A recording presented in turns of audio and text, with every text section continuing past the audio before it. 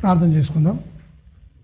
పరిశుద్ధుడా, మహోన్నతుడా, గొప్ప తండ్రి, నీ ఘనమైన శ్రేష్టమైన నామానికి కృతజ్ఞతాస్తుతులు సూత్రం చెల్లిస్తున్నాం. ఇదిగో తండ్రి, మమ్మల్ని అందరినీ సజీవి లెక్కల్లో దాచిపెట్టి ఈ 2026లో తండ్రి మొదటి నెల 4వ తారీఖులోనికి క్షేమంగా మమ్మల్ని నడిపించినందుకై నీకే మహిమ చెల్లిస్తున్నాను. మా ఆయుష్కాలంలో ఒక దినాన్ని పొడిగించి నీ స్తుతించే భాగ్యాన్ని మాకు అనుగ్రహించారు. అయ్యా, నిన్ను స్తుతించి నేను ఘనపరిచి నువ్వు మా పట్ల చేసిన మేలును తలపోసుకోవడానికి ఇచ్చిన ఈ సమయానికై కృతజ్ఞతాస్తుతులు సూత్రములు చెల్లిస్తూ క్రీస్తు ద్వారా తండ్రి చెప్పబోతున్న నన్ను మరుగుపరిచి సూటిగా నాతో మాతో అందరితో మీరే మాట్లాడమని నిండు మనసుతో వేడుకుంటూ మొదటి నెల మొదటి వారంలోనికి మమ్మల్ని నడిపించారు. నాయన, ఈ 2026 తండ్రి మొదటి ఆదివారంలో క్షేమంగా నడిపించిన విధానానికి నీకే మహిమ చెల్లిస్తూ మాకు హెచ్చరికలుగా మాకు నిరీక్షణ కలిగి ఉన్నతమైన మాటలు మాకు నేర్పించమని నిండు మనసుతో వేడుకుంటూ క్రీస్తు నామాన్ని ప్రార్థన అడుగుతున్నాను తండ్రి, ఆమేన్. మంచిది. హబక్కూకు గ్రంథము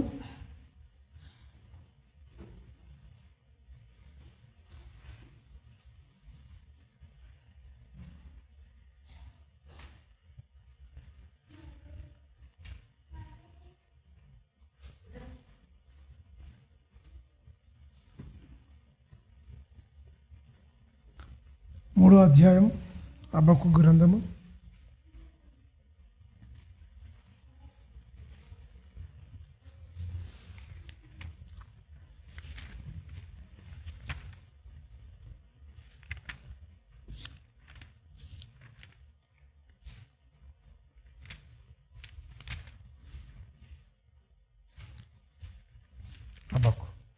7 ముందు ఉంటుంది. నహూము ముందరికి ముందు ఉంటుంది. ఇందులో 3 అధ్యాయాలు ఉంటాయి. అయితే మనం మొదటి నుంచి 3 అధ్యాయం నుంచి మొదటి నుంచి చదువుకుందాం. మంచి మాటలు రాయబండి. దేవుడు ప్రవక్త హబక్కూకు చేసిన ప్రార్థన, ప్రవక్త అయిన హబక్కూకు చేసిన ప్రార్థన, ఆయన చేసిన ప్రార్థన వాయిద్యములతో పాడదగినది.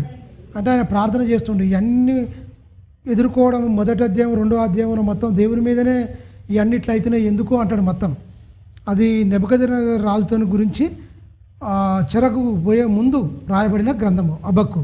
వాళ్ళు ఏమైపోతారు ఏంటి అనేది మనం చూసుకుంటే ఇక్కడ ఆయన ప్రార్థన చేస్తుండు. 2వ అధ్యాయంలో మొదటి అధ్యాయం 2వ అధ్యాయం దేవునితో మొత్తం చెప్పిన తర్వాత నిమ్మలంగా దేవుడు మనకు ఒక నిరీక్షణ, ఒక ఆధారము ఎలా కలుగజేస్తారన్న దాని మీద ఓ పాట రూపకంగా హబక్కూకు గారు పాడిన పాట ప్రార్థన అని చెప్పొచ్చు. పాడదగినదని చెప్తున్నాడు ఇక్కడ.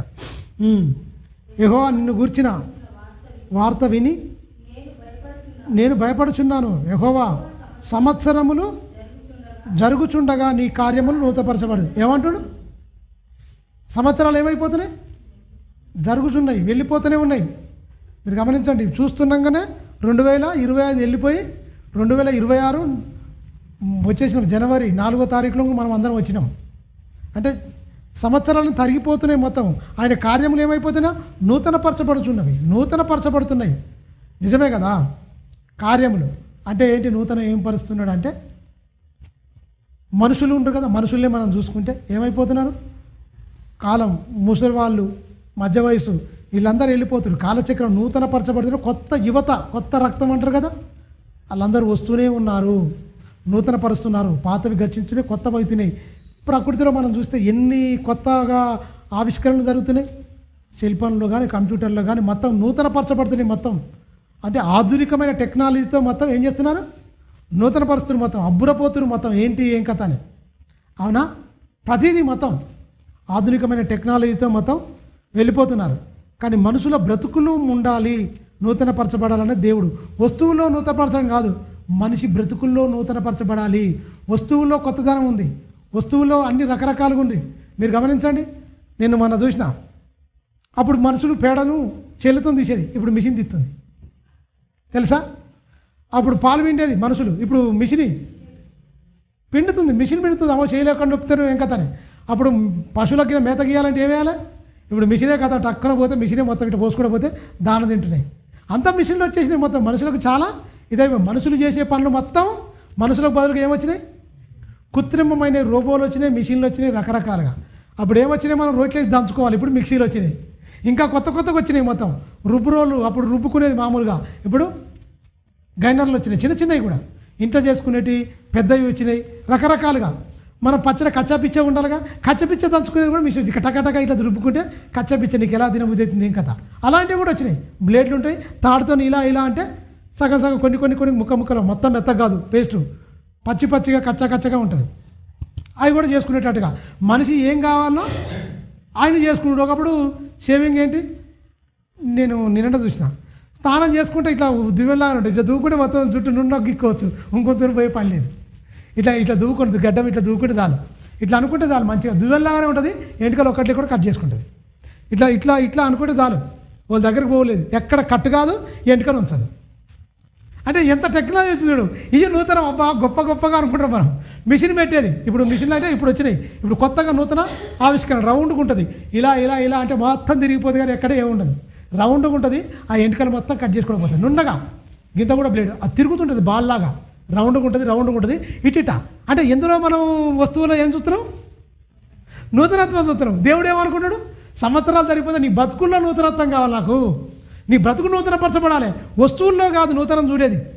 ప్రతి సంవత్సరం ఎన్నో ఆవిష్కరణలు అప్డేట్ వర్షన్లో వస్తున్నాయి. మొబైల్స్ ఎంత అప్డేట్ వర్షన్లో వస్తున్నాయో అంత, ఇంత జీబీ ఉన్నది, ఇంత డాటా వాడచ్చు, ఇంత బ్యాటరీ ప్యాకప్ ఉన్నది, 6,000, 8,000, 10,000, ఇంత పిక్చర్ క్లారిటీగా ఉంటుంది మొత్తం, ఇంత మెగా పిక్చర్ అని ఎన్ని ఇస్తారు, ఎంతో అప్డేట్ అంటారు. టీవీలు చూడు, ఇగో ఇన్నించుల టీవీ ఇలా వస్తుంది. ఒక కంపెనీకి మించి ఒక కంపెనీ అప్డేట్ వర్షన్లో తయారు చేయడం పాకులాడుతారా లేదా? బండ్లల్లో, కార్లల్లో, బైకులలో, నువ్వు వాడుకునే ప్రతి వస్తువులో నూతనత్వం. కానీ దేవుడు గిళ్ళ చూడమంట, మనిషి బ్రతుకులో చూసుకోమన్నాడు. ఈ మనిషిలో బ్రతుకులో చూసుకోవడం మనిషికి అర్థం కాలే. ఏం కాదు ఇదని మనిషి వేరుగా అంటున్నాడు. అక్కడ చెప్తున్నాడు, నూతనపరచబడుచున్నారు అని చెప్తూ, యెహోవా సంవత్సరములు జరుగుచున్నవి కానీ నీ కార్యములు నూతనపరచుచునుము.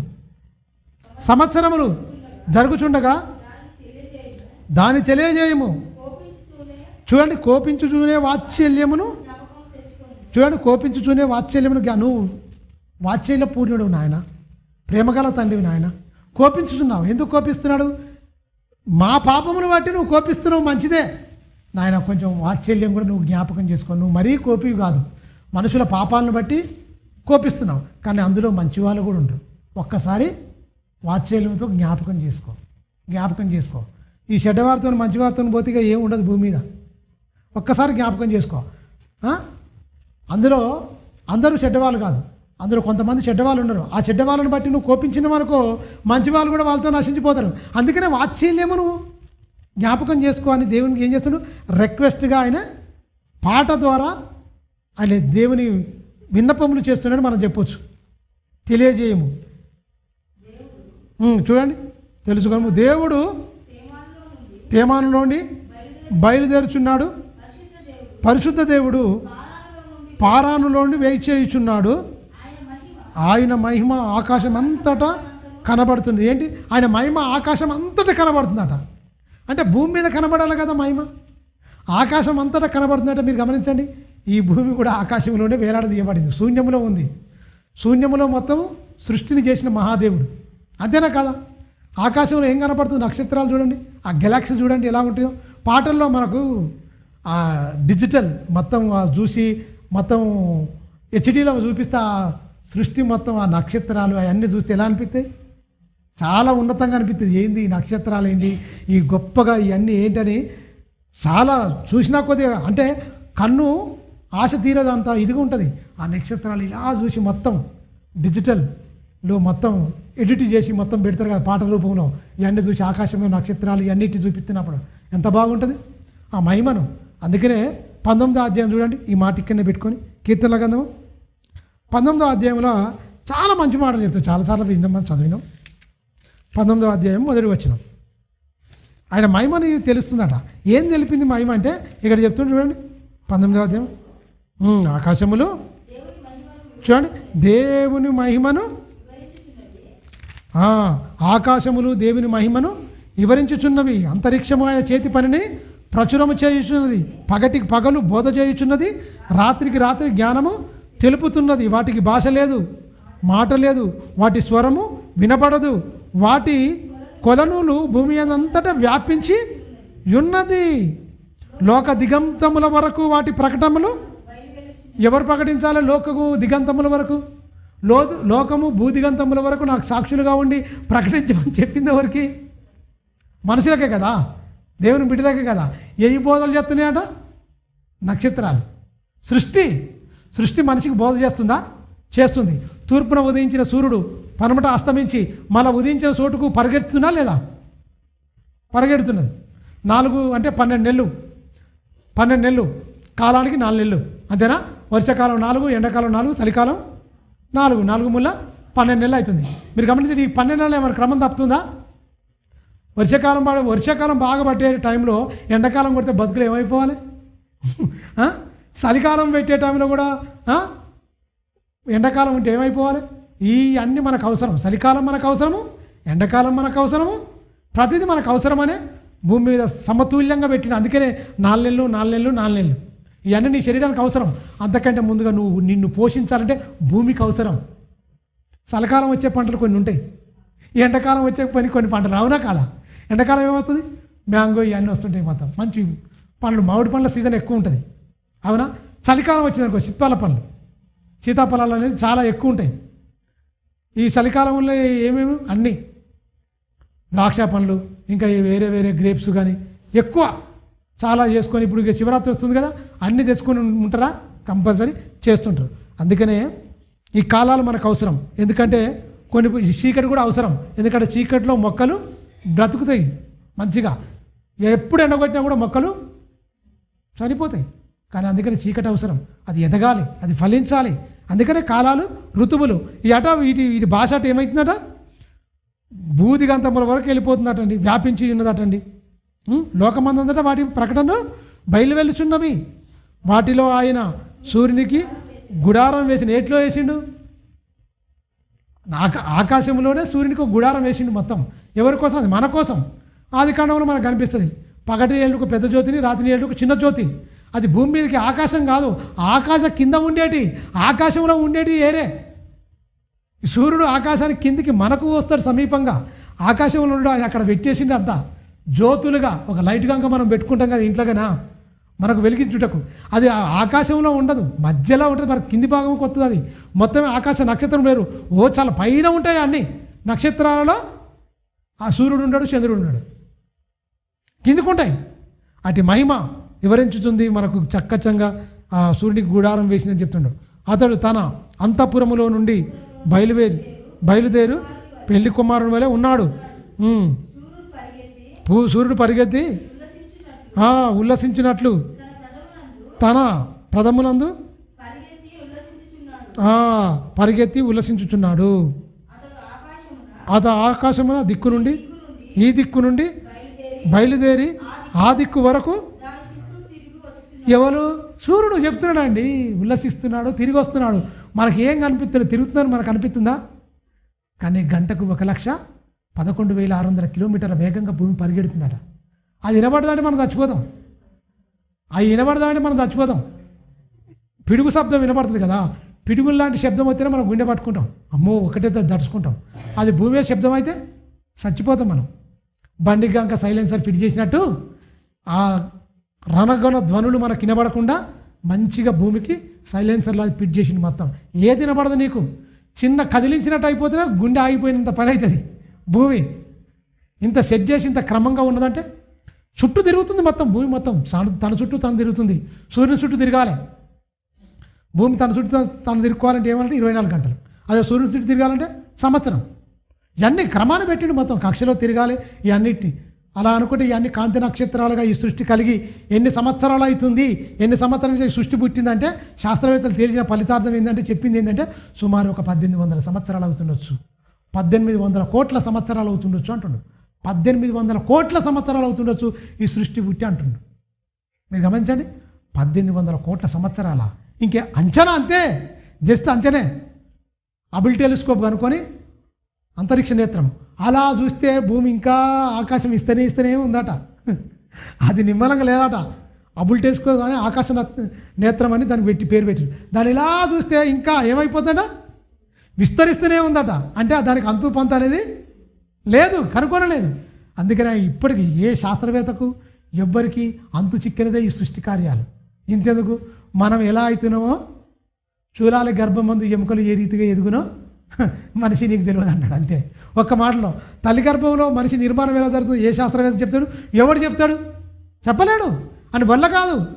నీ బ్రతుకు అంతవరకే. నీకేం తెలవాలో అది తెలుసుకో. నీకు అనవసరంగా నువ్వు తెలుసుకోవాలనుకో, నువ్వు తెలుసుకోలేవు, నీ జీవితం సరిపోదు అన్నాడు. మీ ఎడలో నాకున్న తలంపులు ఇసుక రేణువుల కంటే ఎక్కువైనాయి, మించి ఉన్నాయంటే నువ్వు లెక్క పెట్టలేను అన్నాయి. అలాంటి ఆలోచనలు కానీ నువ్వెక్కడ ఆలోచిస్తావు నా గురించి? అవి బోధిస్తున్నాయి. ఆ బోధ ఖచ్చితంగా సృష్టి నీకు బోధ చేస్తుంది. చాలా జాగ్రత్తగా ఉండు. సంవత్సరాలు తరిగిపోతున్నాయి, వాటిలో మార్పు లేదు. ఎయిట్లో మార్పు లేదు, సూర్యునిలో మార్పు లేదు, చంద్రునిలో మార్పు లేదు, ప్రకృతిలో మార్పు లేదు, అన్నిటిలో మార్పు లేదు. అవి ఎప్పుడులా ఉన్నాయి అలాగనే. భూమి పండాలంటే పంతుందా? సూర్యుడు ఉదయిస్తుండా? ఇవన్నీ క్రమాన్ని పాటిస్తున్నాయి. మరి మనుషులే ఎందుకు వస్తలేదు మార్పు? యథార్థవంతుడే పుట్టించింది కదా. ఎందుకు మనసు చెడిపోయింది? ఎందుకు మనిషి ఇలా అయిపోతుంది? సంవత్సరంలో వస్తువుల్లో నూతనత్వం చూడాలి, అప్డేట్ వర్షన్ చూడాలనుకుంటున్న మనిషి తన బ్రతుకులు ఎందుకు చూసుకోలేకపోతున్నాడు? మీరు గమనించండి. అందుకని చాలా జాగ్రత్తగా మనం ఆలోచించాలి. హబక్కూకు సంఖ్యాకాండం చూడండి ఒకసారి. సంఖ్యాకాండం 25వ అధ్యాయము 3వ వచనం చూద్దాం. 25:3 సంఖ్యాకాండం.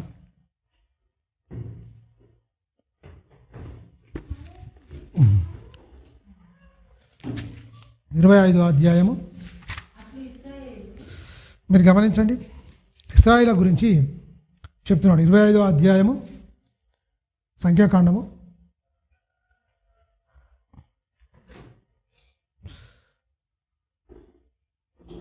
సంఖ్యాకాండము 25వ అధ్యాయం 3వ వచనం. అట్లు మొదటి నుంచి చదువుదాం. ఇశ్రాయేలు సిత్తీము లోయలో దిగి ఉండగా ప్రజలు మోయాబు రాళ్లతో వ్యభిచారము చేయసాగిరి. ఎక్కడికి? అరణ్యములో, మార్గమధ్యంలో ఉన్న. అంటే సృష్టి మొత్తం నీ గురించి వెలుగుతుంది, పగటికి పగలు బోధ చేస్తుంది, రాత్రి జ్ఞానం తెలుపుతుంటే మనిషి అజ్ఞాన అయిపోయాడు, మూర్ఖుడు అయిపోయాడు, మొత్తం పాపానికి తెగపడ్డాడు మొత్తం. అంటే బరి తెగించిన సమాజం దేవునికి బాధ కలుగుతుంది. మీకోసమా ఈ సృష్టిని తిప్పేది? మీకోసమా ఇవన్నీ పాలు తేనెలు ప్రవచించే దేశానికి నడిపించాలి నేను అనుకుంటే మోయాబిరాన్లతో మీరు ఎందుకు ఇలా? బాలాకు బిలాం దగ్గరికి పోతే బిలాం ఒక పనికిమాలిన సలహా ఇస్తే ఆ సలహా వాడు పాటిస్తే అమలు చేస్తున్నది అంతా. అంతకుముందు వీళ్ళకి శపించడానికి పంపిస్తాడు. డబ్బు కోసం అమ్ముడు పోయి ఈయన చేసిన అన్ని పనికిమాలిన పని. సంఖ్యాకాండంలో 23వ అధ్యాయం 24వ వచనంలో ఆయన గురించి ఉంటుంది మొత్తం.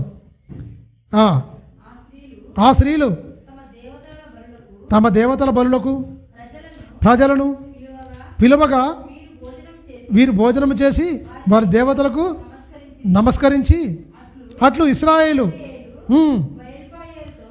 బయలుపాయలతో కలుసుకునినందున వారి మీద యెహోవా కోపము రగ్గులు కొనెను. అప్పుడు యెహోవా మోషేతో ఇట్లనెను, ఈ ప్రజల అధిపతులందరినీ తోడుకొని యెహోవా సన్నిధికి సూర్యునికి ఎదురుగా వారిని ఉరితీ చంపే. ఏమంటుండు? కోపాజ్ఞ అండి. ఎందుకు? సూర్యుడు ఆయన క్రమాన్ని నడుపుతుండు. అవి మీకు సేవకులు. ప్రకృతి మనకంటే ఏంటి? ప్రకృతి మొత్తం ఏం చేసిండు? దేవదూతలనే ప్రకృతిగా మలిచేసిండు మొత్తం. అవునా? వర్షము దేవదూతలే, పండే పంట ఈ ప్రకృతి మొత్తం ఏంటి? దేవదూతలతో మనకు సకల పరిచర్యలు చేయడానికి దేవుడు ప్రకృతిగా మలిచింది మొత్తం. మాట ద్వారా కలిగింది మొత్తం. భూమి, ఆకాశము ఇవన్నీ మొత్తం టోటల్గా పంచభూతాలు అంటారు కదా. ఈ పంచభూతాలనేది దేవదూతలు. పంచభూతాలనేది దేవదూతలు. ఈ దేవదూతలను మనకు సేవకులుగా మలిచి ఆ ప్రకృతి ఒడిలో మనల్ని పరడబెడితే దేవునికి వ్యతిరేకమైన పాపం చేసి దేవుడు ఊరుకుంటాడా? చంపిపాడేయండి మొత్తం. ఉరితీసేయి మోసే. వీళ్ళు చేస్తున్న దేవునికి నచ్చంది, దేవుడు ఏమైనది, దేవుడు తట్టుకోలేంది, భరించలేంది ఏదంటే పాపమే. సంవత్సరాలు జరిగిపోతున్నాయి. 430 సంవత్సరాలు బానిసలుగా ఉండగా, బానిసలో ఉండి కడుపుకు సరిగ్గా తిండి లేక, ఒంటి మీద బట్టలేక, సంపాదన ఏమి లేక ఎంత భయంకరంగా ఉన్నారు. అలాంటి వారి నుంచి వెళ్ళి మిమ్మల్ని స్వతంత్రులుగా ఆ బానిస సంఖ్యల నుంచి విడిపించి పరో సైన్యాన్ని మొత్తం నీళ్ళల్లో మొత్తం నీట ముంచేసి చంపేసి మొత్తం మిమ్మల్ని ఒక మంచి స్వాతంత్రాన్ని ఇచ్చి ఆయన బాహుబలము చేత బలిష్టమైన చేతి ద్వారా నడిపించి మొత్తం అరణ్యంలో నడిపించి 40 రాత్రులు 40 పగళ్ళు పగటి వేళ మేఘస్తంభము, రాత్రి వేళ అగ్నిస్తంభం. ఎక్కడ ఎండగొట్టి నా పిల్లలు ఏమైపోతారు? ఎక్కడ ఎండగొట్టి నా పిల్లలు వడదెబ్బ ఎండదెబ్బ తగిలి ఈ అరణ్యంలో చచ్చిపోతారో ఏమో. ఎక్కడ ఈ చలికి అంటే మనం గమనించాలి, ఎండాకాలం నాడో మేఘస్తంభం పెట్టిండు, చలికాలం ఉన్నప్పుడు ఏం చేసిండు? అగ్నిస్తంభం పెట్టిండు. కాలాలు ఇప్పుడు మీకు అదే చెప్పిన, కాలాలు విభజన చేసుకోవాలి మనం. ఎప్పుడు ఈ మేఘస్తంభం పెడితే ఏమైపోవాలి? ఎండాకాలం కూడా మేఘస్తంభం పెడితే మాడిపోతారు. అవునా? ఆ కాలానికి తగ్గట్టు ఆయన నడిపించిండు. ఇంత సంరక్షణలో కంటికి రెప్పల, కంటికి కనుపాపను కంటి రెప్ప కాపాడినట్లు మనల్ని కాపాడిండు. గద్ద రెక్కల మీద తన పిల్లలను మోసుకొని పోయినట్టు ఈ దుర్మార్గులను తీసుకొస్తే దేవునికి వ్యతిరేకంగా ఇంత పాపం చేస్తే దేవుడు ఊరుకుంటాడా? మీరు గమనించండి, సంవత్సరాలు జరిగిపోతున్నాయి. నీలో నూతనత్వం కావాలి, నీలో మానమనసు కావాలి, నీలో పాపక్షమాపణ కావాలి, నీలో తగ్గింపు కావాలి, నీలో పాపాన్ని వదులుకొని ప్రాచీన స్వభావాన్ని వదులుకొని నవీన స్వభావం ధరించుకొని బ్రతకాలన్న దేవుని నియమం.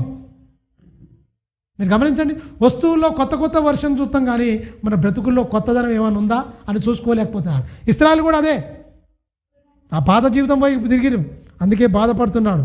అప్పుడు యెహోవా మోషేతో ఇట్లనెను, ఈ ప్రజల అధిపతులను అందరిని నా తోడుకొని యెహోవా సన్నిధిన సూర్యుని ఎదురుగా వారిని ఉరితీయము. అప్పుడు యెహోవా కోపాగ్ని ఇశ్రాయేలు మీద నుండి తొలగిపోవునని చెప్పాను. వాళ్ళు చేసిన వాళ్ళు ఎవరైతే ఉన్నారో వాళ్ళని ఉరితీసి చంపు, అప్పుడే నా కోపం తొలగిపోతుంది. నేను శాంతించాలి. నీ కోపం అంటే ఆయన కోపం ఎందుకు ఎరికా? వీళ్ళు చేసినాడు ఇంకోటి చేస్తాడు, ఇంకోటి చేసినా ఇంకోటి చేస్తాడు, ఇటే పాపం అనేది పెచ్చరిల్లిపోతుంది. ఏమంటే మొదట్లోనే మొగ్గలోనే పాపాన్ని తుంచేస్తే ఓ పని అయిపోద్ది అనుకోండి దేవుడు. ఓ పని అయిపోద్ది, మొగ్గలోనే పాపాన్ని తుంచివేయాలి, చంపేయాలి అన్నది దేవుని నియమ నిబంధన.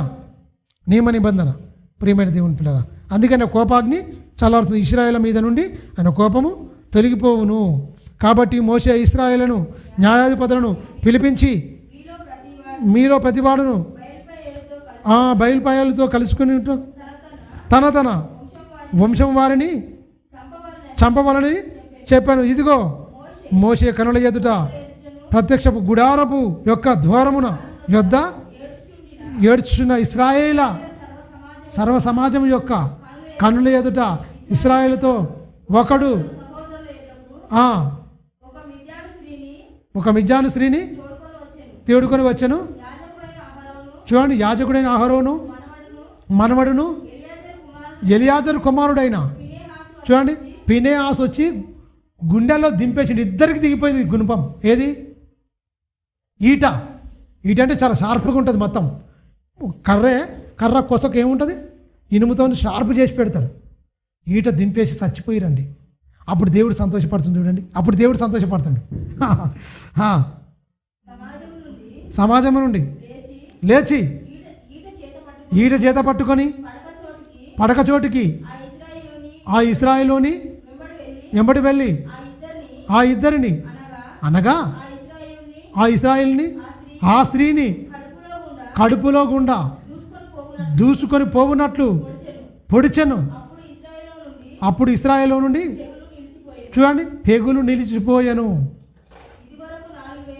ఇదివరకు 4,000 మంది ఆ తెగుల వల్ల, ఒక్కడు చేసిన పాపానికి, ఇద్దరు చేసిన పాపానికి 1,000 మంది చచ్చిపోవాలంటే దేవుడు అందుకే తట్టుకోలేడు. ఒకడు చంపాలి, తొలగిపోవాలి ఖచ్చితంగా అన్నదాని మీద ఖచ్చితంగా పనిష్మెంటు.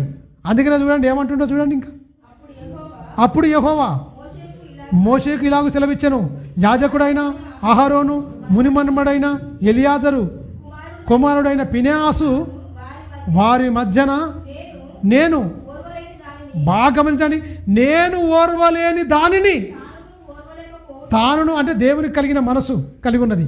నేను ఓర్వలేని దాన్ని తానును ఓర్వలేక పోవుట వలన ఇశ్రాయేలు మీద నుండి అబ్బా నా కోపము మళ్లించెను గనుక నేను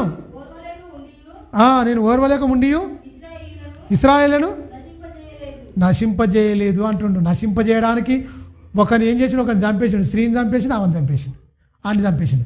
చంపేవరకల్లా అతను తెగుళ్ళు ఆగిపోయింది. అప్పటికే ఇలాంటి పనులు చేస్తుంటే మోసే కూడా చెప్పినా కూడా వినలాని పరిస్థితి అయిపోయింది. ఉరి తీసినా కూడా బుద్ధి మారుకుంటాడు. ఇంకోటి వచ్చి ఒక ఆమె తీసుకొని పోతుంది. మీరు గమనించారా? ఉరి తీసి చంపిరా, జనాలందరూ ఎత్తుడా, ఒకడు ఒక స్త్రీని తీసుకొని పోతుంటే వీళ్ళకి అర్థమేమైంది? అలవాటుగా మారిందా, వీళ్ళకు పొరపాటుగా చేస్తురా? అలవాటుగా మారిపోయింది. పొరపాట్లు చేస్తే సరిదిద్దుకోవచ్చు. ఈ అలవాటుగా మారిపోయిన వాడు వాడు చచ్చి నేను దత్త చూసుకున్నా సరే అని వాడు శరీర ఇచ్చలకు బానిసైపోయి అక్కడ పోయేవారు అక్కడ పినాసు పోయి బాకతో మొత్తం ఈటతో గుచ్చి చచ్చిపోయిన వెంటనే దేవుడు సంతోషించిండు. నేను ఓర్వలేని దాన్ని పినాసు కూడా ఓర్వలేదు. అది దేవుడు ఈ కాలాన్ని ఎందుకు, ఈ సృష్టిని, ఈ అనంతమైన దాన్ని సృష్టించి ఇదంతా నీకు పాదాల కింద పెట్టి నిత్యము నిన్ను కంటికి రెప్పలా కాచి కాపాడుతున్న దేవునికి నువ్వు ఎలా ఉండాలి, ఎంత విధేయత ఉండాలి. ఆనాడు అప్పుడే పనిష్మెంట్, ఇప్పుడు ఇవ్వడు. కానీ ఒకేసారి ఇస్తాడని ఉంది బైబిల్లో, నరకమే ఇస్తాడిగా. అలాంటి పనిష్మెంట్లు ఉన్నాయి ప్రియమైన దేవుని పిల్లరా. ఓసారి చూడండి 91 కీర్తన 7వ వచనం నుంచి 91 కీర్తన 7 నుంచి 11 వచనాల వరకు. 90వ కీర్తన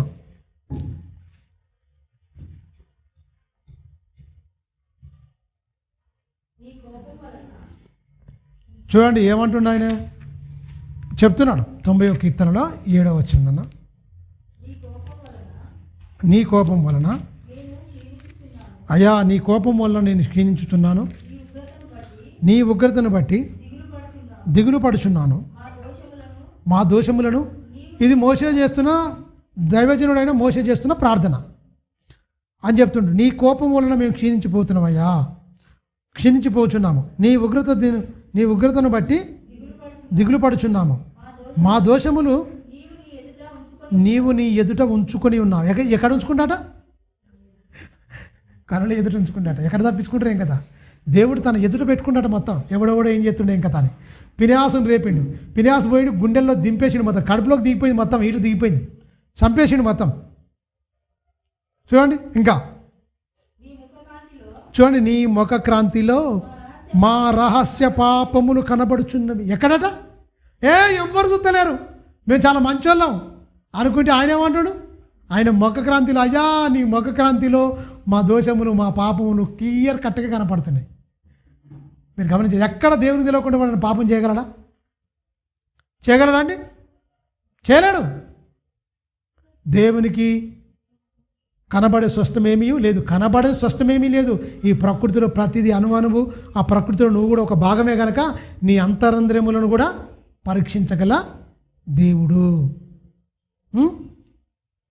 ఇంకా కింది వచ్చిన, నీ ఉగ్రతను భరించుచూనే మా దినములన్నీ గడుపుచున్నావు నాయన, నిట్టూర్పులు విడిచున్నట్లు మా జీవిత కాలము జరుపుకుందాము. చూడండి మా ఆయుష్కాలము 70 సంవత్సరములు, అధిక బలమున్న ఎడల 80 సంవత్సరములు అగును. అయినను వాటి వైభవం ఆయాసము దుఃఖమే, అవి త్వరగా గతించును, మేము ఎగిరిపోదుము. నీ ఆగ్రహ బలము ఎంతో ఎవరికి తెలియను, నీకు చెందవలసిన భయము కొలది పుట్టు క్రోధము ఎవరికి తెలియను. చూడండి, ఎంతో తెలియను, మాకు తెలియదు. నీకెంత కోపం ఉంటుంది, నువ్వేం తట్టుకోలేవు. అసలు దేన్ని చూస్తే కోపం వస్తుంది దేవునికి? పాపాన్ని చూస్తే, చెడుతనాన్ని చూస్తే, మోసాన్ని చూస్తే, అబద్ధమును చూస్తే దేవునికి చాలా కోపం వస్తుంది, నశించిపోతామని ఇవన్నీ మొత్తం మోషే గారు చెప్పుకుంటున్నాడు. అంటే 60 ఏళ్ళు 70 ఏళ్ళు ఆ వైభవం ఆయాసం దుఃఖమైన దానికి చెడు పాపం చేసి చెడుతనం చేసి దేవునికి ఉగ్రతను కోపం ఎందుకు పుట్టించాలి? వద్దు. ముఖకాంతిలో ఆయన పాపాలు చూస్తుండే మొత్తం టోటల్గా సిల్వర్ స్క్రీన్ మీదనే. సిల్వర్ స్క్రీన్ అంటారు కదా, యూనివర్సల్ స్క్రీన్ మీద చూస్తుంటాడు మన పాపాలు. యూనివర్సల్ స్క్రీను, ఈ ప్రకృతి మొత్తం కన్నే. సిల్వర్ స్క్రీన్ అంటాం మనం, 70 mm పెద్ద థియేటర్ మీద బొమ్మ చూస్తాం మనం అంటాం కదా. దేవుడు యూనివర్సల్ స్క్రీన్ మీదనే మన పాపాలన్నీ చూస్తాడా. రే నువ్వు ఇలా చేస్తున్నావు, నీ మనసులో ఏమనుకుంటున్నావు, నువ్వు ఇలా చూస్తున్నావు, ఇలా మాట్లాడుతున్నావు, నీ హృదయంలో ఇలా అనుకుంటున్నావు, అలా అనుకుంటున్నావు, తలంపు పుట్టక మునిపే, అది నాలుకకు రాకమునిపే నాకు తెలియను. నువ్వెక్కడా నాకు దొరికిపోవద్దు. దొరకకుండా భక్తితో భయముతో వణుకుతో జీవించు, ఎందుకంటే నీ దినములు కొంచెమే, వాటి వైభవం ఆయాసము దుఃఖమే. జీవం గల దేవుని చేతిలో పట్టుట, జీవం గల దేవుని చేతిలో పడుట బహు భయంకరం. నా చేతిలో మీరు ఎలా ఉండాలి? నా కౌగిట్లోకి రావాలి. కానీ నా చేతిలో పడడం అంటే నేను చేయెత్తానో మీరు నెల్లైపోతారు. చేతులు చాపాను రండి, దినమెల్లా చేతులు చాపుతున్నాడు. విననోళ్ళని ప్రజల కొరకు దేవుడు దినమెల్లా తన చేతులు చాచి ఉన్నాడు అంటాడు. అంటే రండి నాయన అంటున్నాడు. రాకపోతే కొట్టాలనుకుంటే చేయెత్తిననుకో ఏమైపోతాం? అయిపోతాం. చేయెత్తకున్నా కూడా ఒక నియమం పెట్టింది. మంటికి నరులను ఏం చేసిండు? మంటికి మారుస్తున్నాడు. నరులారా తిరిగి రండి సెలవిస్తున్నాడు. మట్టివారం అని జ్ఞాపకం చేసుకుని ఆయన ఒకసారి, మేము మట్టివారము. నరులను ఏం చేస్తుండు? మంటిగా మారుస్తున్నాడు. నరులారా తిరిగి రండి, మీరు మట్టి పాలైపోతారు. మీరు కొద్ది కాలంలోనే మీరు ఉంటారు. మీరు చేసిన తప్పులు ఇలా చూస్తా కోటాను కోట్ల జీవించే జీవితకాలం మీరు కూలిపోతారు. ప్రతిదినం మీకు విలువైనదే. అందులో మీరు ఏం నేర్చుకుంటున్నారు, ఏం మార్చుకుంటున్నారు అన్న దాని మీద మనకి ఇక్కడ మోషే గారి ద్వారా కూడా మనకి హెచ్చరికలు జరుగుతున్నాయి. యోహాను సువార్త 3వ అధ్యాయం 36వ వచనం చూడండి ఏం చెప్తుండో. యోహాను సువార్త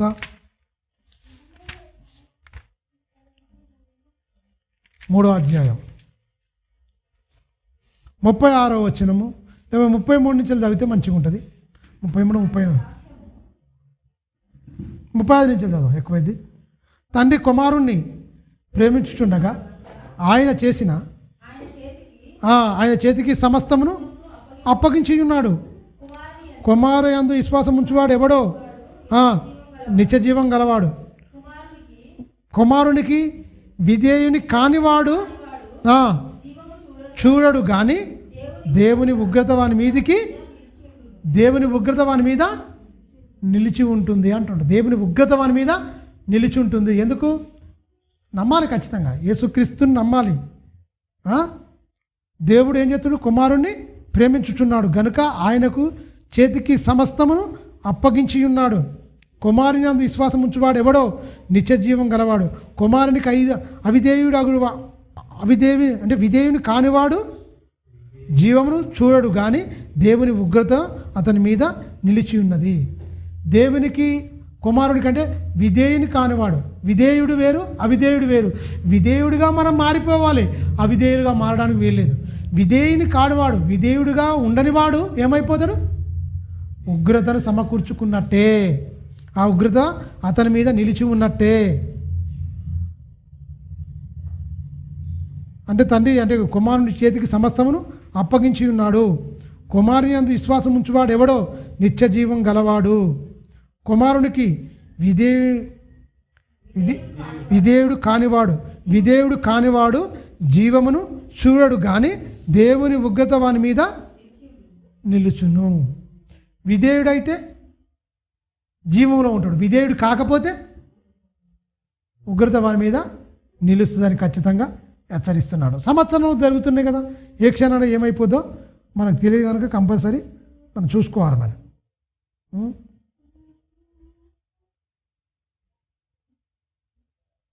రోమీలకు రాసిన పత్రిక 1వ అధ్యాయం 18వ వచనం చూడండి. రోమీలకు రాసిన పత్రిక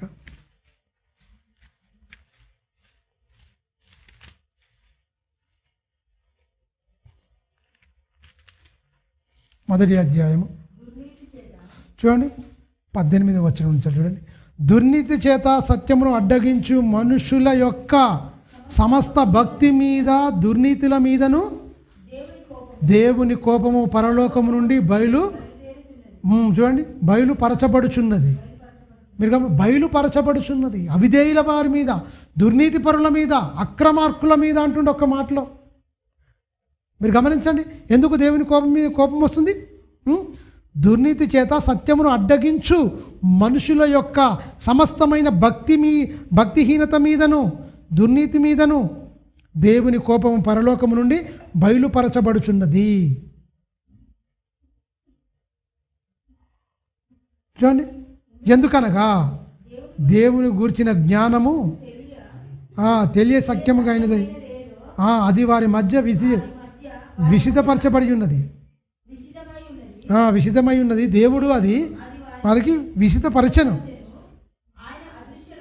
ఆయన అదృశ్య లక్షణములు అనగా ఆయన నిత్యశక్తిది దేవత్వము జగతుత్పత్తికి మొదలుకొని సృష్టింపబడిన వస్తువులను ఆలోచించుట వలన తేటపరచబడుచున్నది. గమనించండి, ఆలోచించు, వస్తువులను ఆలోచించు, ఆకాశమును ఆలోచించు, భూమిని చూసి ధ్యానించు. ప్రకృతి మొత్తం నీకు నేర్పుతుంది పాఠాలు. ఎందులో అన్నిటిలో విధేయత ఉంది. దేవునికి అనుకూలంగా పనిచేస్తున్నాయి మొత్తం, దేవుని మాటకు మీరకుండా బ్రతుకుతున్నాయి మొత్తం. కానీ మనిషి మాత్రమే దేవుని మాట మీరుతున్నాడు, దేవునికి తిరుగుబాటు చేస్తున్నాడని మనం ఖచ్చితంగా చెప్పొచ్చు. నిర్గమాకాండము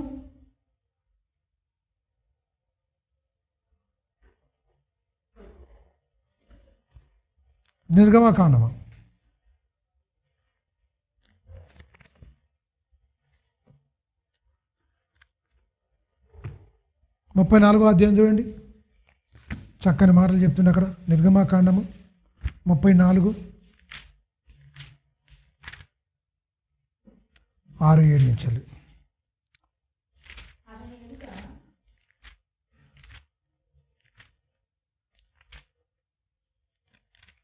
ఆ 34:6-7 వచ్చిన చూడండి. అతని వెనుక ఆయన అతని ఎదుట యెహోవా అతనిని దాటి వెళ్ళుచు యెహోవా కనికరము, చూడండి, దయా దీర్ఘశాంతము విస్తారమైన కృపా సత్యములు గల దేవుడని యెహోవా. ఆయన చూడండి, ఆయన వేవేల మందికి కృపను చూపుచు దోషమును అపరాధమును పాపమును క్షమించును గాని ఆయన ఏమాత్రమును దోషులను నిర్దోషులుగా ఎంచక 3-4 తరముల వరకు తండ్రుల దోషమును కుమారుల మీదకి కుమారుల దోషము రంపించుచు ప్రకటించండి. మీరు గమనించండి, ఇక్కడ ఏమంటాడు దేవుడు దేన్ని ఓర్వడట, క్షమిస్తాడు, అని చేస్తాడట. దోషం చేస్తారు కదా, దోషాలు పాపాలు పెరిగిపోతాయి మొత్తం, అది ఎవరికి ఇస్తా అంటుండు. ఎందుకు తండ్రులు పిల్లలు చేస్తే తల్లిదండ్రులకు ఎందుకంటే ఇచ్చాడు?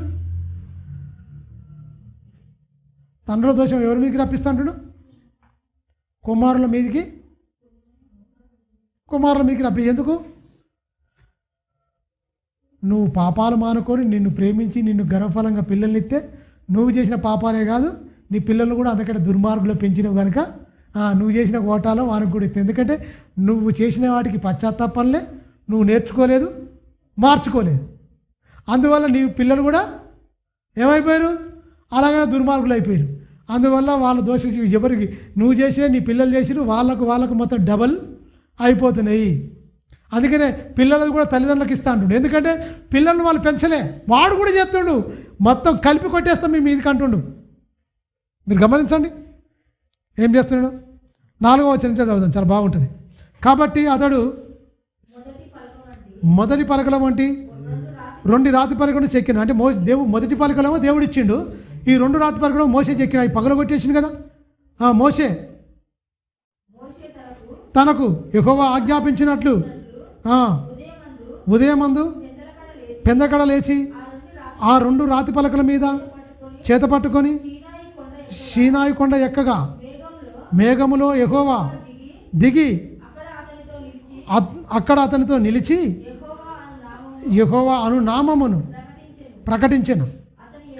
చూడండి, నామను ప్రకటించిన తర్వాత ఏమని ప్రకటిస్తున్నాయంటే, ఆయన వచ్చి అక్కడి నుంచి వచ్చి ఆ 2 రాతి పలకలను తీసుకొని వచ్చి చెక్కబడిన రాతి పలకలు మోసే చేత 2 రాతి పలకలు చెక్కబడే కదా.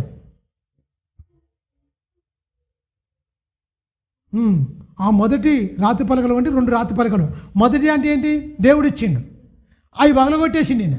మళ్ళా రాతి పలకలు 2 రాతి పలకలు మోసే ద్వారా చెక్కబడినవి. ఏ మాటలు చెప్పిండో ఆ మాటలు చెక్కబడిన వాటిని తీసుకొని వస్తున్నట. అవి ప్రకటిస్తుండు. 6వ వచనంలో అదే చెప్తుండగా, అతని ఎదుట యెహోవా అతనిని దాటి వెళ్ళుచు. చూడండి, యెహోవా కనికరమును దయయు దీర్ఘశాంతమును విస్తారమైన కృపా సత్యము గల దేవుడైన యెహోవా. ఆయన 1000 మందికి కృపను చూపుచు దోషమును అపరాధములు పాపములు క్షమించుటకు ఆయన క్షమించును గాని. చూడండి, ఆయన ఏమాత్రమును దోషులను నిర్దోషులుగా ఎంచక 3-4 తరముల వరకు తండ్రుల దోషమును కుమారుల మీదికిని, కుమారుల దోషము తండ్రుల మీదికిని రప్పించునని ప్రకటించెను. అందుకు మోషే త్వరపడి నేల వరకు తల వంచుకొని నమస్కారము చేసి, ప్రభువా, నా మీదికి కటాక్షము కలిగి ఉన్న ఎడల నా మనవి ఆలకించుము. దయచేసి నా ప్రభువా, మా మధ్య నుండి మాతో కూడా రావాలని.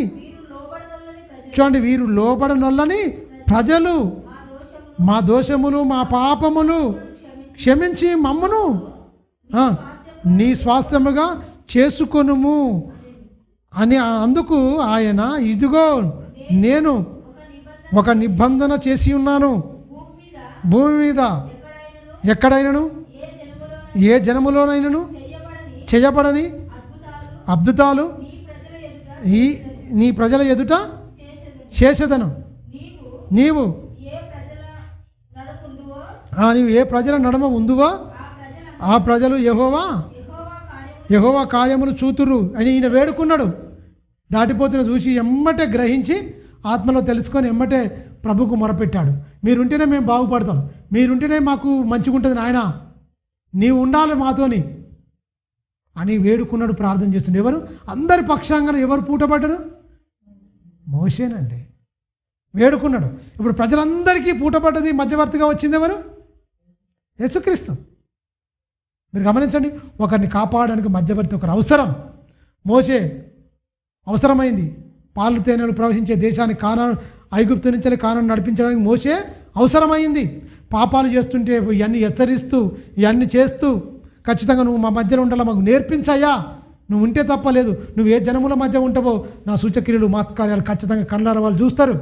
చూసిరు ఖచ్చితంగా చూపించిండు దేవుడు, గొప్ప కార్యాలు చేసిండు. మనం ఎలా ఉండాలి? నీతి కార్యములు చేయాలి, నీతినే వస్త్రముగా ధరించుకోవాలి. దేవుడే వెలుగును వస్త్రముగా ధరించుకుంటు, జాలిగల వస్త్రమును ధరించుకోవాలి, దీన మనసు అనే వస్త్రమును మనం ధరించుకోవాలి. సంవత్సరం తరిగిపోతున్నాయి, ఈ గుణాలు అనేది మనకు ఖచ్చితంగా రావాలి, బ్రతకాలి అన్న దేవుని శాసనం. మీరు గమనించండి.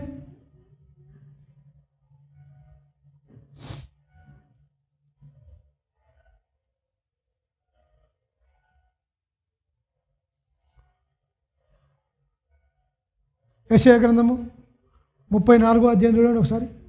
యెషయా గ్రంథం 34వ అధ్యాయం 5వ వచనం.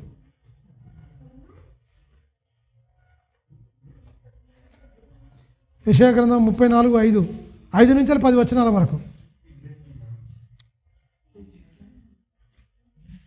యెషయా గ్రంథము తీయండి. నిజముగా ఆకాశమందు నా ఖడ్గము మత్తిల్లును, ఏదోం మీద తీర్పు తీర్చుటకు. చూడండి, నేను శపించిన జనం మీద తీర్పు తీర్చుటకు వాళ్ళు దిగును. చూడండి, యెహోవా ఖడ్గము రక్తమగును, అది క్రొవ్వు చేత కప్పబడును. గొర్రెపిల్ల యొక్కయు మేకపిల్ల యొక్కయు రక్తము చేతను పోటేళ్ళ ఆ మూత్ర గ్రంథముల మీదను క్రొవ్వు చేతను కప్పబడి ఉన్నది. ఎలయనగా చూడండి, 10వ వచనం చదివినాడు, ఎక్కువైతుంది.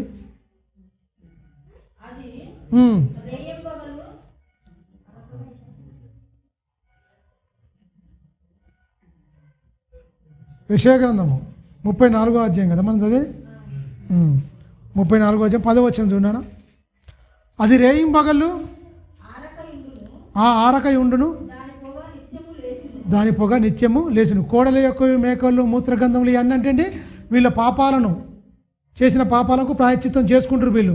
కానీ నా గురించి ఒక పశువు ఒకటి బలైపోతుంది, సంవత్సరాలు తరిగిపోతున్నాయి నా బ్రతుకులో నుంచి వెళ్ళి, పాపం మానుకుంటారు. బలులు ఎలా అర్పించాలి, ధూపం ఎలా వేయాలి, నైవేద్యం ఎలా పెట్టాలి, ఇవన్నిటి మొత్తం వీటి మీద కాన్సన్ట్రేషన్ తప్ప, అయ్యో నా జీవితంలో ఇన్ని సంవత్సరాలు తరిగిపోయినాయే, నేను ఇంతవరకు పాపాలు నేను మానుకుంటలేను, నా పక్షాన ఒక గొర్రెపిల్ల చనిపోతుంది, నా పక్షాన ఒక పోటీల పిల్ల, నా పక్షాన ఒక కోడదూడ చనిపోతుంది తప్ప నా బ్రతుకు మార్చలేకపోతున్నాను. ఇక వాళ్ళకి ఏంది మాత్రం పశ్చాత్తాపం పడలేదు. పొగ నిత్యము లేచుతున్నదట.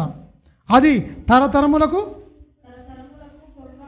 పొగగా నుండును, పాడుగా నుండును, ఎన్నడును దానిలో పడి దాటడు. చాలు, మీరు గమనించండి, ఇవన్నీ చెప్తున్నాడు.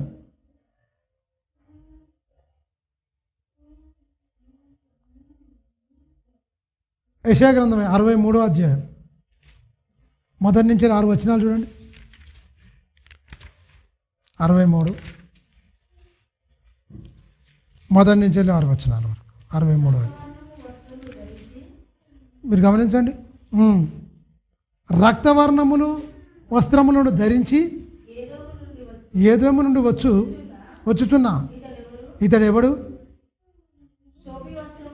శోభి వస్త్రములు ధరించుకున్నవాడు, గంభీరముగా నడుచుచున్న బొస్త్రా నుండి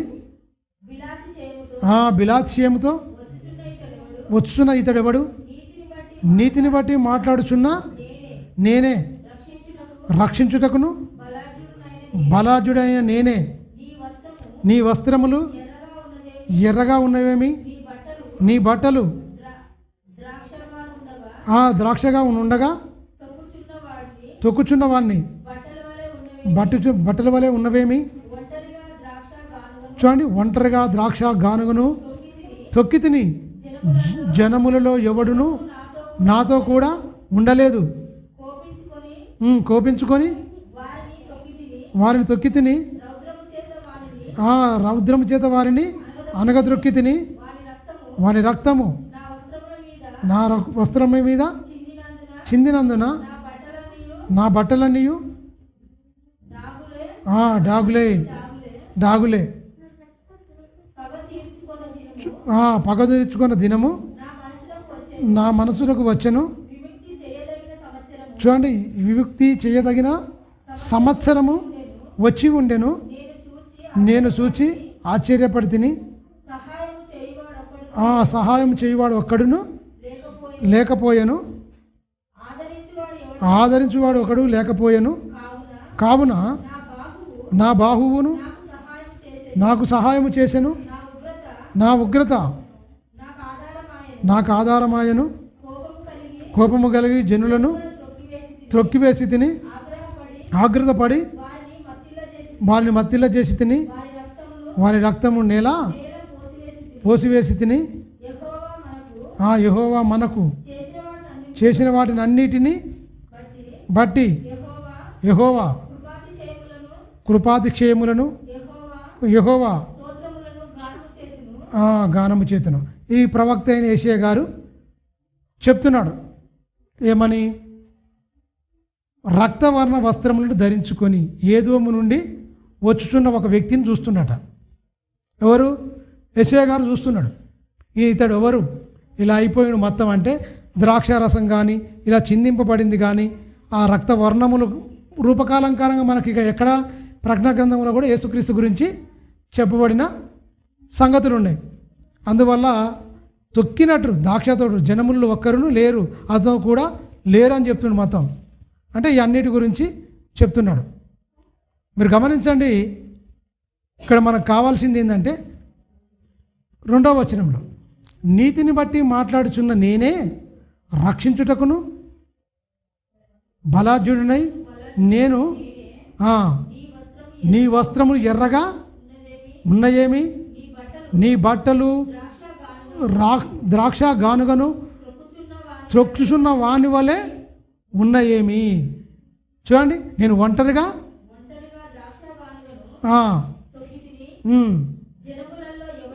ఎవడును నాతో కూడా ఉండలేదు. ఎవ్వడు ఉండలేదు. మీరు గమనించండి, ఎవరు ఉండలేరు. ఇది మనం ఖచ్చితంగా యేసుక్రీస్తు గురించి మనం చూడొచ్చు. చూద్దాం.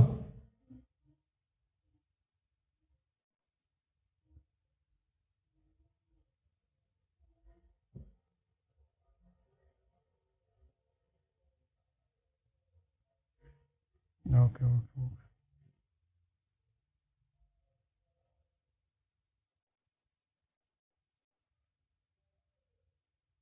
అపోస్తల కార్యం 2వ అధ్యాయం 14వ వచనం.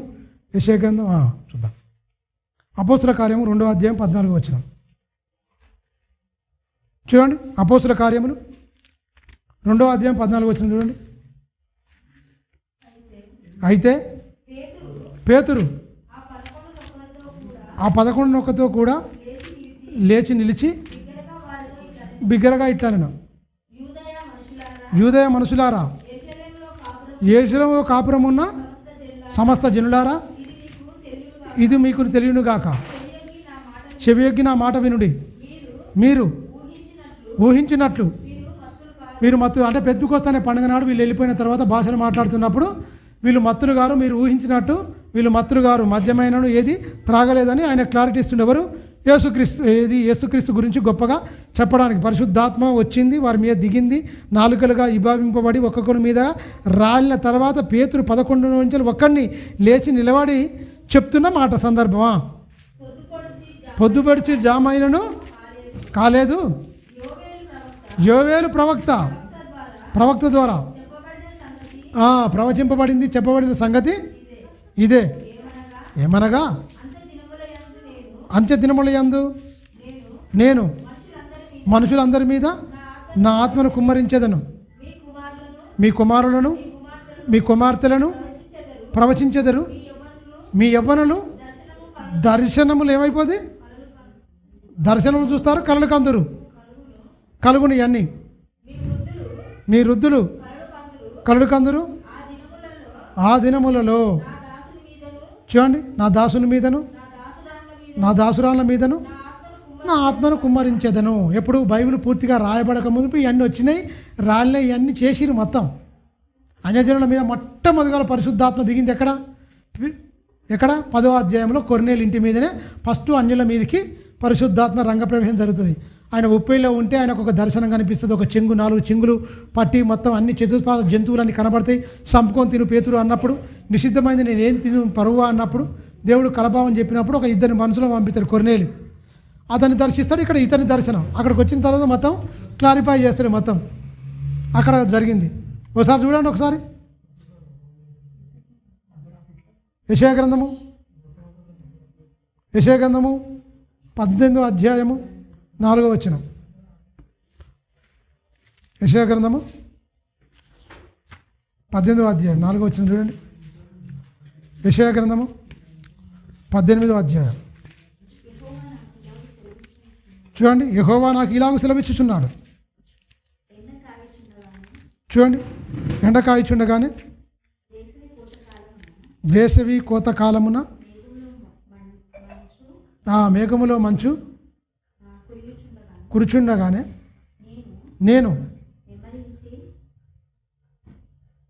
18వ అధ్యాయం యెషయా గ్రంథం 18వ 4వ వచనం చదువుతున్నాం కదా. యెహోవా నాకు ఇలాగూ సెలవిచ్చుచున్నాడు. ఎండ కాయిచుండగానే వేసవి కోతకాలము మేఘములో మంచు బిందువులు కురిచినట్టుగా నేను నిమ్మలించి నా నివాసస్థలమున కనిపెట్టుచున్నాను. కోతకాలము రాకమునిపే పువ్వు వాడిపోయిన తర్వాత ద్రాక్షకాయ ఫలమగుచుండగా ఆయన ఏమంటుండు, పూటకత్తుల చేత ద్రాక్ష తీగలను నరికి వ్యాపించు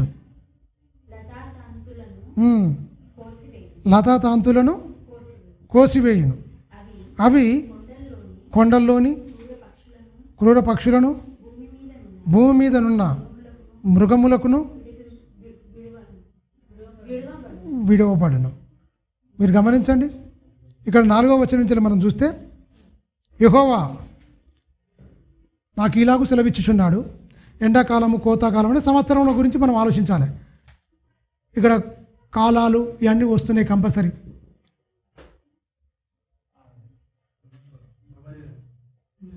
ఓకే సరే. ఇక్కడ మన కాలాల గురించి మనం ఆలోచించవచ్చు కంపల్సరీ. 4వ వచనం నుంచి 3వ వచనం నుంచి మనం చూద్దాం. 3వ వచనం నుంచి పర్వతం మీద ఒకడు ధ్వజం ఎత్తినప్పుడు లోక నివాసులైన మీరు, భూమి మీద కాపురం ఉండు మీరు చూడుడి, బాకా ఊదినప్పుడు ఆలకించుడి, యెహోవా నాకు ఇలాగూ సెలవిచ్చుచున్నాడు. ఎండకాయక మునుపు, వేసవి కోతకాలము, మేఘములు మంచు కురుచుండగా. అంటే ఏం చెప్తుండు? 3 కాలాల గురించి చెప్తుండు. 3 కాలాలను ఇక్కడ ఉటక్కిస్తుండు. అంటే సంవత్సరానికి 3 కాలాలు వస్తున్నాయి. ఎండాకాలం వస్తుంది, చలికాలం వస్తుంది, వర్షాకాలం. చలికాలం ఏంటి? మంచు బిందువులు వస్తాయి మొత్తం. వేసవి కాలం అంటే ఎండలు బాగా కాస్త ఎక్కొచ్చదా, అంటే మేఘాలు వర్షించేది అన్నీ మొత్తం చెప్తుండు. అంటే సంవత్సరములు అనేది జరుగుతున్నాయి. కానీ ప్రకృతిలో సంవత్సరాలు, కాలాలు సమృద్ధిగా ఖచ్చితంగా ఏ కాలానికి ఏమి రావాలి, ఏ కాలానికి ఏ పంట పండాలి, ఏ కాలానికి మనం ఏం తీసుకోవాలనేది ఖచ్చితంగా తెలియజేస్తుంది. అంటే సృష్టి మనకు పాఠాలు బోధిస్తుంది. అంతరిక్షము ఆయన చేతి పనిని ప్రచురం చేయుచున్నది, మనకు బోధిస్తుందని ఖచ్చితంగా మనం చదువుకున్నాం కదా. ఇక్కడ కూడా ఖచ్చితంగా మనకు బోధిస్తుంది. మొత్తం ప్రకృతిలో మార్పులు ఏం లేవు. ఆయన ఏం చెప్పాడో దాని నుంచే వస్తున్నాయి. ఏదైనా మార్పులు జరుగుతున్నాయంటే మన అతిక్రమను బట్టి, మన పాపములు బట్టే ఏదైనా జరుగుతాయి ఖచ్చితంగా. ఆ దాని నుంచి ఏం చేయాలి? గుణపాఠం నేర్చుకొని తప్పులు దొరకకుండా మనం ఖచ్చితంగా బ్రతకాలన్నది దేవుని ఒక నిబంధన చెప్పొచ్చు. ప్రకటన గ్రంథం చూడండి, 1వ అధ్యాయం 16వ వచనం. ప్రకటన గ్రంథము 1వ అధ్యాయము, ప్రకటన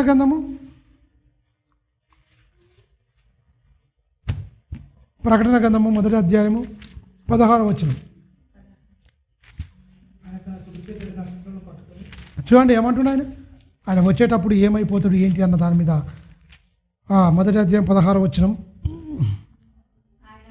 ఆయన కుడి చేత 7 నక్షత్రములు పట్టుకొని ఉండెను.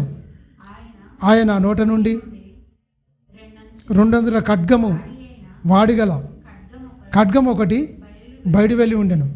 ఆయన ముఖము మహా తేజస్సుతోనూ ప్రకాశించుచున్న, ఏమంటున్నా ఆయన? సూర్యుని వలె ఉండెను. మహా తేజస్సుతో ఉన్నది అంటుండు. ఎందుకు వస్తుండు? అవిధేయులైన వారిని మతం తీసేయడానికి. ఖడ్గము మాట ద్వారానే యుద్ధం అన్నమాట. మీరు గమనించండి, వాక్యము మాట బయలుదేరి మొత్తం అందరినీ చూస్తుంది. ఆయన ముఖం చూడాలనుకున్నా కూడా చాలా కష్టం. ఎంతో తేజో ప్రకాశం ఇస్తుంది, సూర్యుని వలె ప్రకాశిస్తుంది అని చెప్తున్నాడు మొత్తం. ఆయన వచ్చే రాకడ గురించి కూడా ఇక్కడ ఖచ్చితంగా చెప్తుండే. 7 సంఘముల గురించి చెప్తున్న సంగతిలో ఇదొకటి. ఏ సంగతితో చెప్తుండే ఈ మాటలు?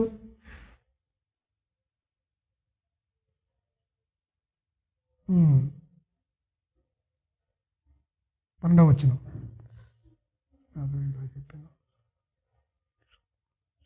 పెర్గమలో ఉన్న సంఘము, ఫిలదెల్ఫియాలో ఉన్న సంఘము, తార్సిస్లో ఉన్న సంఘము దూతకి ఇలాగు రాయము. ఈ సంఘానికి చెప్తున్నది ఏంటంటే లవదీకలో ఉన్న సంఘపు దూతకి ఇలాగు రాయమని చెప్తూ దాన్ని మొత్తం వివరిస్తూ ఇక్కడ ఖడ్గంతో ఖచ్చితంగా ఆయన వస్తాడు. ఆయన ముఖం కూడా మనం చూడలేము అని చెప్తున్నాడు. ఏ సంఘానికి చెప్తున్నది? లవదీకలో అని 7 సంఘములకు అని చెప్తూ ఆ సంఘానికి వివరించుకుంటూ వస్తున్నాడు మొత్తం. ఇక్కడ ఇక మొత్తం 7 సంఘాలకు చెప్తూ ఇక్కడ వివరించుతూ చెప్తున్నాడు, వస్తున్నాడు. ఒకసారి చూద్దాం. నిర్గమకాండము ముగించుకుందాం. నిర్గమకాండము 5వ అధ్యాయం 3వ వచనం. నిర్గమకాండము 5:3 ఒకసారి చూడండి. 5వ అధ్యాయం 3వ వచనం.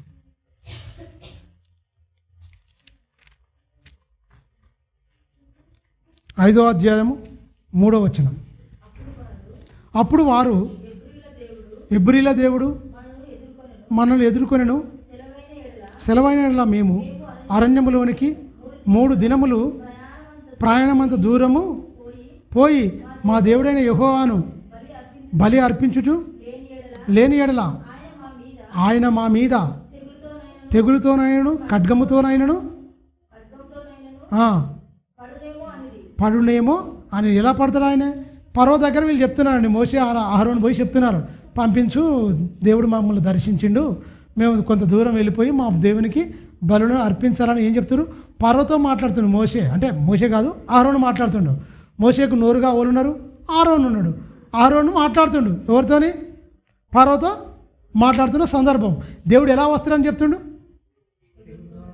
ఖడ్గముతోనే అంటుండు. అక్కడ ఏం చెప్తున్నాడు? ఆయన నోట నుండి ఖడ్గము బయలుదేరి వస్తుందని. అయితే యుద్ధం చేస్తాడు ఎవరితోని? జనులతో యుద్ధం చేయాలంటే ఆయన మాట ద్వారా ఏ రకంగానైనా మనుషుల మీద పడిపోవచ్చు. మేము ఖచ్చితంగా వెళ్ళాలి. అక్కడ మోషే చెప్తుండే, ఇక్కడ ప్రకటన గ్రంథంలో ఏం చెప్తుండు, దర్శన గ్రంథంలో స్వయంగా దర్శన గ్రంథంలో ఈయన కనబడుతుండు. దేవుడు యేసుక్రీస్తే స్వయంగా మాట్లాడుతున్న సందర్భం ఎవరితోని? ఈ యోహాన్ గారు, జబదేయ కుమారుల్లో ఒకడైన యోహాన్ గారితో ఎలా వస్తాడు యేసుక్రీస్తు అని డైరెక్ట్ ముఖాముఖిగా ఆ దర్శనం, ఆ కనబడుతున్న దర్శనము ఎలా ఉన్నదని మాట్లాడుతున్న సందర్భం. ఆత్మపోషుడై ఉన్నాడు మొత్తం ఈయనతో మాట్లాడుతున్న సందర్భం. ఒకసారి చూడండి హబక్కూ గ్రంథము రండిగా ఆ పాట గురించి. హబక్కూ గ్రంథము ముగించుకుందాం. వాళ్ళు ఎలా సంతోషిస్తారు, ఎలాంటి భక్తి కలిగి ఉన్నాడో, వీళ్ళు ఎంత పాపం చేసిరో చూస్తే అక్కడ మంచి క్లారిటీ ఇస్తారు. చూడండి హబక్కూ గ్రంథము, నహూము గ్రంథం ముందే ఉంటుంది. 3వ అధ్యాయము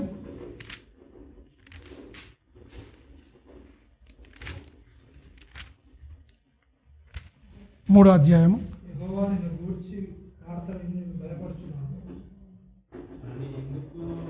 3వ అధ్యాయము మనం 3 వచనాలు చదువుకున్నాం కదా, 4 వచనాలు. 2వ వచనం నుంచి చదువుకుందాం. యెహోవా నిన్ను గూర్చి వర్తమానము విని నేను భయపడుచున్నాను. యెహోవా సంవత్సరములు జరుగుచున్నవి కానీ నీ కార్యములు నూతనపరుచున్నవి. సంవత్సరములు జరుగుచుండగా దాన్ని తెలియజేయము. కోపించుచు వాత్సల్యమును జ్ఞాపకం తెచ్చుకొనము. దేవుడు తేమానులో నుండి బయలుదేరుచున్నాడు. పరిశుద్ధ దేవుడు పారాను నుండి వేచేయుచున్నాడు. ఆయన మహిమ ఆకాశమంతటా కనబడుచున్నది. ఆకాశ మండలం అంతటూ కనబడుచున్నది. భూమి ఆయన ప్రభావంతో నిండి ఉన్నది. సూర్యకాంతితో సమానమైన ప్రకాశము కనబడుచున్నది. ఆయన హస్తము నుండి కిరణములు బయలువెళ్ళుచున్నవి. అచ్చట ఆయన బలము దాగి ఉన్నది. ఆయనకు ముందుగా తెగులు నడుచున్నవి. ఆయన పాదముల కింద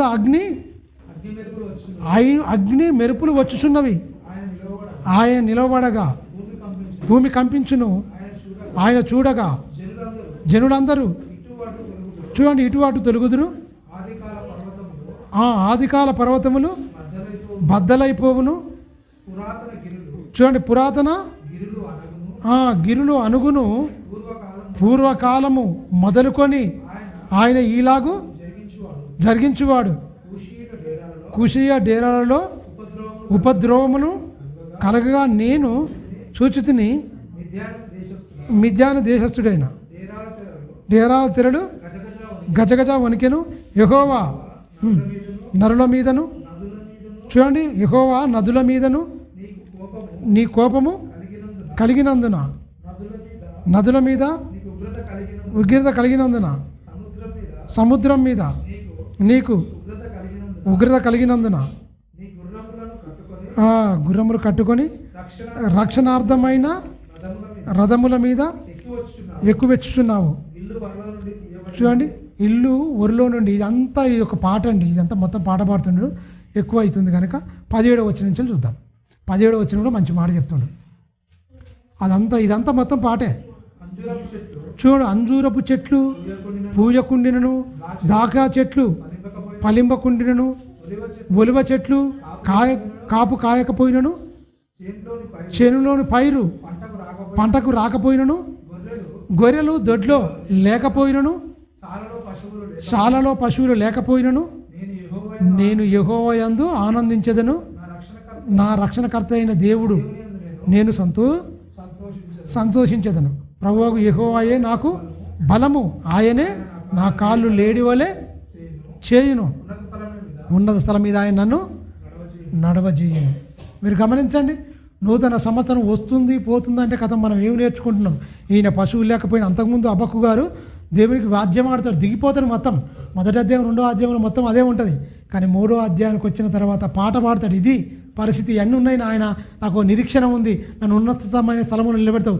ఈ పశువులు గొర్రెలు ఇవన్నీ శాలలో పశువులు లేకపోయినా, గొర్రె మంద లేకపోయినా, ఎయ్యి లేకపోయినా, అంజూరపు చెట్టు కాయకపోయినా సరే, నీవే నాకు బలము, నీవే నాకు కేడము, నేను మాత్రం నమ్మకంగా బ్రతుకుతా ఖచ్చితంగా. కాలం రావాలన్నా, ఋతువులు రావాలన్నా, గొర్రెలు మందలు ఉండాలన్నా, పశువులు ఉండాలన్నా, చెట్లు ఫలించాలన్నా కాలాలు కావాలి కదయ్యా నాయనా. కాలాలు కావాలి, చెరువులు నిండాలన్నా, నదుల మీ మంచిగా పుష్కలంగా నిండి ఉండాలన్నా, పంటలు పండాలన్నా ఏం అవసరం? వర్షం అవసరం, ఖచ్చితంగా వర్షం అవసరం. ఇవన్నీ ఉండాలంటే మనిషి కరెక్ట్గా బతకాలి. మీ అతిక్రమములు కాలము క్రమము తప్పించుచున్నది. మనుషుల అతిక్రమములు కాలాన్ని క్రమం తప్పిస్తుంది. మీరు బతకని వాళ్ళకు ఇంత నేను ఎందుకు చేయాలి? ఎందుకు పంటలు పండించాలి? ఎందుకు వర్షం కురిపించాలి? ఎందుకు చెరువులు నిండించాలి? ఎందుకు పశువులకు మంచిగా మేత మేపించి పచ్చని మేత మేపితే మీరు ఏం చేస్తారు? వాటి కొవ్వును మాంసం తిని మదించి ఇష్టానుసారంగా బతురు గనుక అని బాగా అర్థం చేసుకుంటాను. ఆయన ఇవన్నీ లేకపోయినా బాగుంటుంది, నీ తోడుంటే చాలు, నువ్వు మా పక్షానుంటే చాలు. అర్థం చేసుకుంటు. అంతకుముందు దేవునితో వాద్యం ఆడిండు అబ్బకు. పూర్తిగా దేవుడు అర్థమైన తర్వాత 3వ అధ్యాయం నుంచి మొత్తం ప్రార్థన పాట పాడుతుండు. మొత్తం ఇంత సుదీర్ఘమైన పాట పాడుతుండు మొత్తం. ఎవరు? అబకు. మీరు గమనించండి. ఈ అబకు గ్రంథంలో ఇంకో కూడా కొసమేరిపోయింది దొరికేనా, నెబుకద్నెజరు గురించి కూడా రాయబడింది. వాడు గాలం వేసి లాగుతున్నని చెప్పిరా, అది సాతాను సంబంధించి చెప్పుకోవచ్చు. నెబుకద్నెజరు కూడా అలాంటి బలమైన దేశం వస్తుంది, దీని మీద పడుతుందని హెచ్చరికలుగా ఈయన ప్రకటించిన పాపం అబక్కు వీళ్ళెవరు కళ్ళు తెరవలే. వాడు వస్తాడు, లాగుతాడు, మొత్తం ఇదైపోతాడు, వాడు గంతులు వేస్తాడు, అయిపోతుంది. మొత్తం ఉపకరణములు అన్నిటి తీసుకొని పోతాడు, చెరపట్టుకొని పోతాడు, మొత్తం యవ్వనస్తులను మొత్తం తీసుకుపోతాడు. ఆ నెబుకద్నెజరు కాలంలో చెరపట్టుకుపోయిన వాళ్ళే దానియేలు, శద్రకు, మెషకు, అబద్దిగ్గోను వీళ్ళందరూ చాలామంది వెళ్ళిపోయి, ఈ 4 మాత్రం అక్కడ సంస్థానంలో ఉన్నవాళ్ళు, రాజకుటుంబానికి చెందిన వాళ్ళు వీళ్ళు. అందుకని అక్కడ తీసుకుపోయి అక్కడ పెట్టేసి వాళ్ళని నపంసకులుగా మార్చేసి ఆ సంస్థానంలో పెట్టుకుంటాడు. చాలా జ్ఞానులు వాళ్ళు. మీరు గమనించండి. అప్పుడు వెళ్ళిపోయాడు. వాళ్ళు వస్తారా ఆయన పడతారా అంటే ఎవడు పట్టించుకోలే. వాళ్ళు వస్తారు పడతారు ఇవన్నీ. అంటే ఈ దానియేలు గ్రంథం కంటే ముందు గ్రంథాలు ఇవన్నీ, హోషేయ గ్రంథం ఇవన్నీ హెచ్చరిక గ్రంథాలు, నహూము గ్రంథం ఇవన్నీ పోతారు అని ఎన్ని హెచ్చరికలు చెప్పినా ఎన్ని చెప్పినా ఇలా బతుకు మార్చుకోలేదు. మీరు గమనించండి. అందుకని ఇవన్నీ కలిసినా కూడా ఏం లేకపోయినా సంవత్సరాలు జరుగుతున్నాయి. అమ్మో, పశువులు లేకపోయినా, శాలలో పశువులు లేకపోయినా, అంజూర చెట్లు ఫలించకపోయినాను, ఏది లేకపోయినా సరే నాయన నువ్వు ఉంటే చాలు, నన్ను ఎత్తమైన పర్వతం నిలబెడతావు, లేడి కాళ్ళ వలె నా పాదములు నువ్వు చేస్తావు, ఖచ్చితంగా నన్ను కాపాడుకుంటావు అని ఖచ్చితంగా ఒక నిరీక్షణతో మాట్లాడుతున్న 3వ అధ్యాయం పాట అవన్నీ మనకు అందులో కనిపిస్తాయి. తలలోంచుకోండి, ప్రార్థించుకుందాం. పరిశుద్ధమైన మా కన్న తండ్రి, కొన్ని మాటల్ని పిల్లలకు చెప్పున్నాను తండ్రి. సంవత్సరం అనేది జరిగిపోతుంది తండ్రి. నూతనత్వం అనేది తండ్రి మరి ప్రకృతిలోనే వస్తువులే చూస్తారు తప్ప మనిషిలో జీవితంలో చూస్తలేరు నాయన. మీరు మా బతుకులో చూడాలనుకుంటారు, నవీన స్వభావం ధరించుకోవాలనుకుంటారు.